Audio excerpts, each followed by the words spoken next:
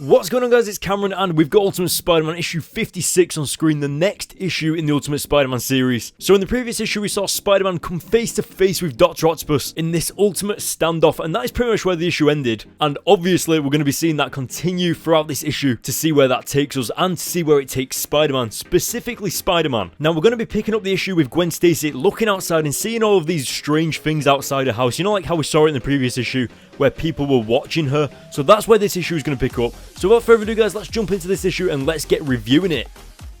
So getting into the issue, we can see Gwen Stacy seeing all of these people outside the house, and one of the best parts about this is that Gwen is kind of trained in knowing what criminals and stuff look like, because obviously she's the daughter of a police officer, as she states in the comic, and I love how she just knows one when she sees it. Now obviously these guys are outside the Parker house because they're expecting Dr. Octopus to go to Peter Parker's house because they know he's Spider-Man, and now that they know that he's fighting Spider-Man in the middle of the city, those guys don't need to be there anymore, so those guys take off. And I thought it was amazing just how they did not care that Gwen Stacy was looking at them. Like, they didn't sneakily like drive away or anything. All of them just kind of ran into a black van and drove off, and it was kind of just like, yeah, our cover doesn't matter anymore, let's go.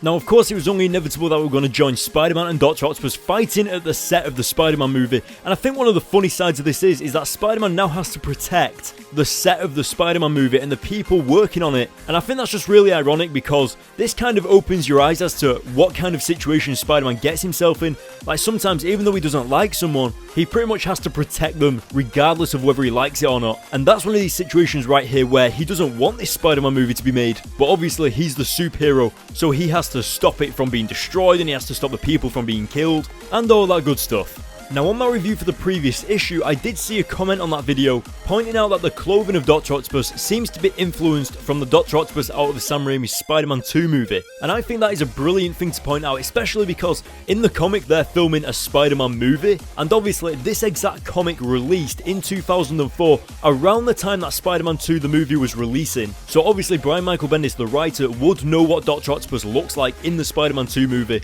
and it seems that he's implemented that look into the comic for these specific issues. And when I say these specific issues, I mean these issues where Dr. Octopus is actually on set of Spider-Man fighting the real Spider-Man, while Sam Raimi and all that film around them, destroying the city and all that crazy stuff. And that is just so freaking awesome of Brian Michael Bendis and Matt Bagley to do. One thing that I actually found quite funny was the stuntman for the Spider-Man movie on set actually ran up in his Spider-Man costume and hit Dr. Octopus over the head with a camera. And what I love about this is that once again we're going back to anybody can be Spider-Man, and I think that's something that Brian Michael Bendis and Matt Bagley kind of threw in there, like kind of implying that you don't have to have superpowers to be a hero, and of course anybody can be Spider-Man. And that's actually what I was talking about in the previous issue and probably previously in this issue as well, I can't quite remember. Now moving on, I was also pretty impressed with the fact that Dr. Octopus has started to refer to himself as we instead of I. Almost like what Eddie Brock does when he becomes Venom and he refers to himself as we, implying him and the Venom symbiote. And I think that's really interesting to Dr. Octopus's character because it kind of implies that he's gone completely insane and almost like he's bonded with his tentacle arms. Even though he can take him off his body and everything like that, it seems like he's completely given in to the villain of Dr. Octopus and becoming this character. And obviously that's us actually watching Dr. Octopus evolve over time, because when he first became Dr. Octopus, he absolutely hated the name Dr. Octopus. And now he seems to be kind of taken to it. He kind of likes it a little bit. He's kind of accepting it. And there's an awesome reveal later on in the series. Like, I'm not going to say the reveal or whatever it is. And it's not exactly a reveal, but it's just something that Dr. Octopus says later on in the series, where he just kind of like, damn, that was badass. But anyway, enough of that, so we go over to Mary Jane and Gwen Stacy, and of course Mary Jane is finally not grounded, and everything seems to be working out for her right now until Gwen and MJ see Spider-Man on TV fighting Dr. Octopus, and of course Mary Jane worries about Peter Parker, so when she sees him on TV, she doesn't exactly want to be around other people, and she kind of just takes off. Now, one of the things that I'm not too fond about Mary Jane in the Ultimate Spider-Man series about is that she doesn't seem to be very careful when keeping Spider-Man's secret identity. Especially with Gwen Stacy seeing all these random secret agents outside the house, and now when Mary Jane comes over, she sees Spider-Man on TV and then just takes off, and it's kind of a little bit fishy, and obviously Gwen Stacy's not exactly a dumb girl. She can easily put two and two together, and it seems to be cutting it a little bit close to the edge. So we'll just have to see how that plays out in the future issues. But as you could tell by her face, she seems to be a little bit confused as to what's going on, and eventually something's going to happen there. Anyway, moving on, so something that I haven't spoken about yet is that Spider-Man is about to be propelled into fame and, well, just fame. because obviously the Spider-Man movie is being made, and what comes with a Spider-Man movie comes Spider-Man merchandising like teddy bears and Spider-Man handbags. Well, do they make Spider-Man handbags? You know what I mean, Spider-Man socks, Spider-Man toys. So even though Spider-Man won't be able to claim any money for those things, he's about to become very, very popular across the world, especially in New York. But I thought it was just something to mention, considering that that's going to be pretty cool, considering where Spider-Man came from. Like when he first started being Spider-Man, everyone was kind of confused by him, then they kind of liked him, then they hated him, and then they liked him again, and then they hated him again. And one of the things with Spider-Man's merchandising is that there's kind of a little bit of a twist with the Kingpin coming up, and I can't wait for us to get to it, but I'm not going to reveal anything again. It's all for us to find out when we get to it.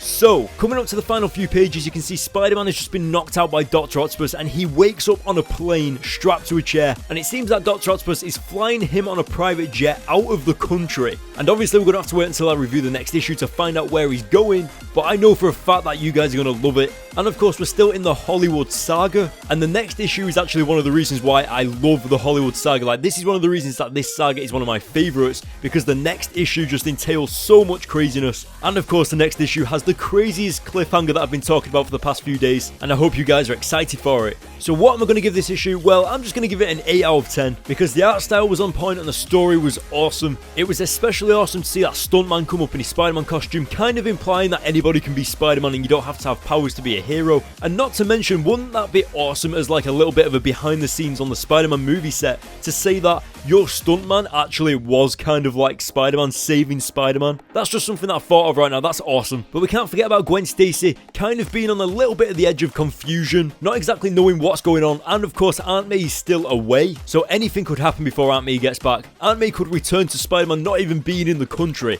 Like, what is she gonna do? That is it for this video. Let me know what you thought in the comment section below. Go to the link in the description to follow me on Twitter. You can ask me questions on there. You can see when a video is being uploaded and what video is actually being uploaded next. And of course, follow me on my Facebook page for early comic previews and to stay up to date on all the latest in comic book news in terms of comics releasing and all that craziness. And guys, hit the subscribe button, hit the like button on this video, and I will see you all next time.